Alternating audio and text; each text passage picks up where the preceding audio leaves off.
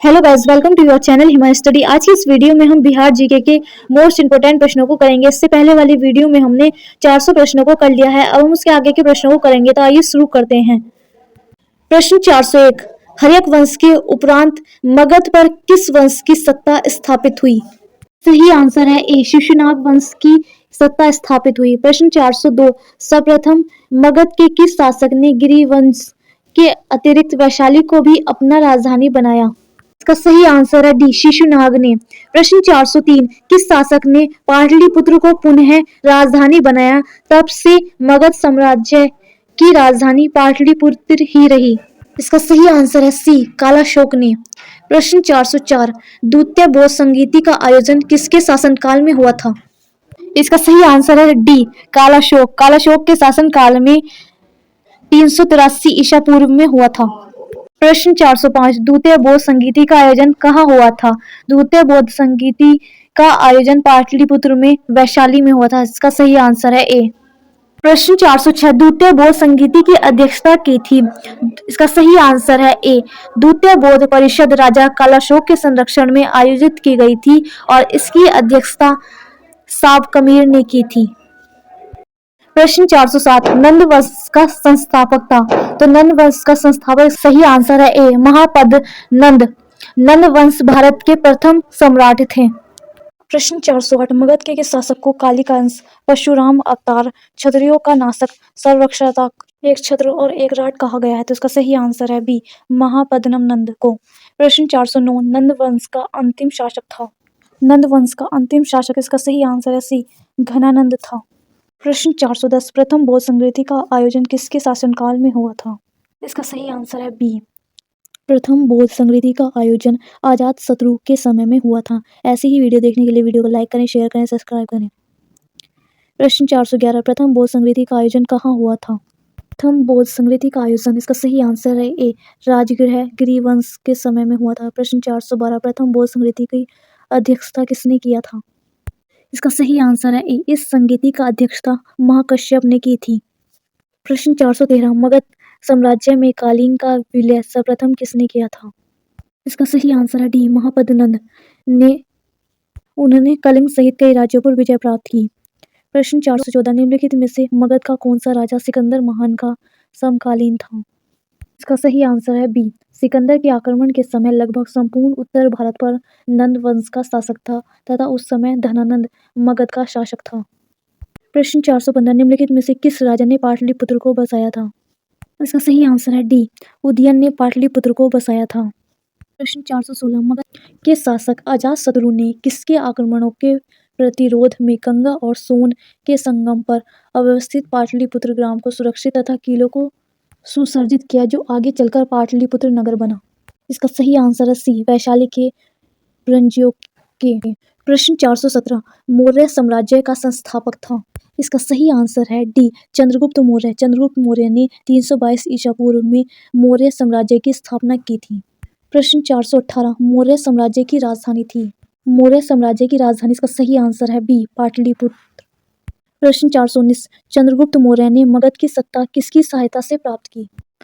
चंद्रगुप्त मौर्य ने, इसका सही आंसर है ए, चाणक्य की सहायता से मगध की सत्ता प्राप्त की।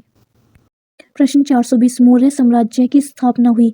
तो मौर्य साम्राज्य की स्थापना, इसका सही आंसर है बी, 320 ईसा पूर्व में हुई थी। प्रश्न 421, यूनानी दूत मेगास्थनीज किसके दरबार में पाटलिपुत्र आया था? तो इसका सही आंसर है डी, चंद्रगुप्त मौर्य के दरबार में आया था। प्रश्न 422, मेगास्थनीज का पाटलिपुत्र आगमन हुआ था?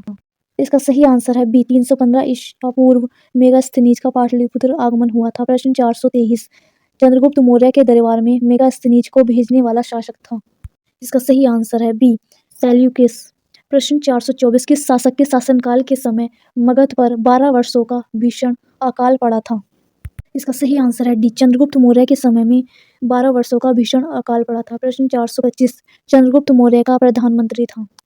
इसका सही आंसर है ए, चाणक्य चंद्रगुप्त मौर्य के सलाहकार और प्रधानमंत्री थे। ऐसी ही वीडियो देखने के लिए वीडियो को लाइक करें, शेयर करें, सब्सक्राइब करें। प्रश्न 426, किससे मुक्ति दिलाने के कारण चंद्रगुप्त मौर्य को भारत का मुक्तिदाता कहा जाता है? इसका सही आंसर है बी, यूनानियों से मुक्ति दिलाने के कारण चंद्रगुप्त को भारत का मुक्तिदाता कहा जाता है।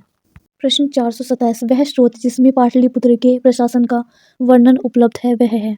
तो सही आंसर है सी, इंडिका। पाटलिपुत्र नगर का प्रशासन मेगास्थनीज की इंडिका में प्राप्त होता है। प्रश्न 428 नंद वंश के पश्चात मगध पर किस राजवंश ने शासन किया?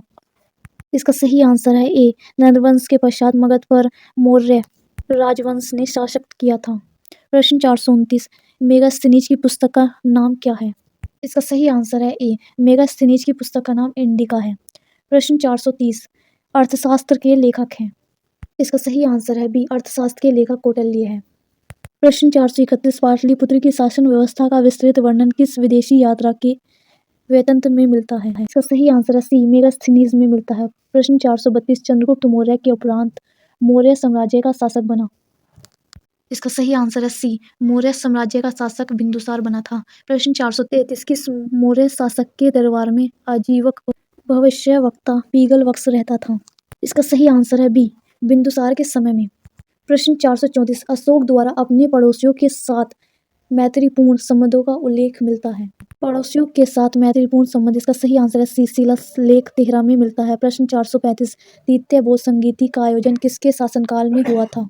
तृतीय बौद्ध संगीति का आयोजन, इसका सही आंसर है डी, अशोक के शासनकाल में हुआ था। प्रश्न 436 तृतीय बौद्ध संगीति के अध्यक्ष किसने की थी? सम्राट अशोक के संरक्षण में तृतीय संगीति 249 ईसा पूर्व में का सही आंसर है ए, मोगलीपुत्र किसने की थी? प्रश्न 437 तृतीय बौद्ध संगीति का आयोजन कहाँ हुआ था? तृतीय बौद्ध संगीति का आयोजन, इसका सही आंसर है डी, पाटलिपुत्र में हुआ था।